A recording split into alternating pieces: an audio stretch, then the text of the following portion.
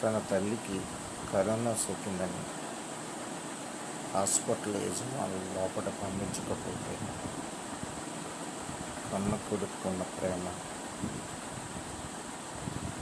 బిల్డింగులు ఎక్కి ఆ కన్న తల్లి క్షేమం కొరకు ఎదురు చూస్తున్న కొడుకు. ఇలాంటి కొడుకులు ఉన్నారా ఈ లోకంలో? తల్లిని తండ్రిని ప్రేమించేవాడు దీర్ఘాయుష్మంతుడిగా ఉంటాడని నిర్గమకాండం 20వ అధ్యాయంలో 12వ వచనం చెప్తుంది. ఇలాంటి కొడుకులు ఉండడం ఆ తల్లిదండ్రులకి ఎంతో ధన్యత.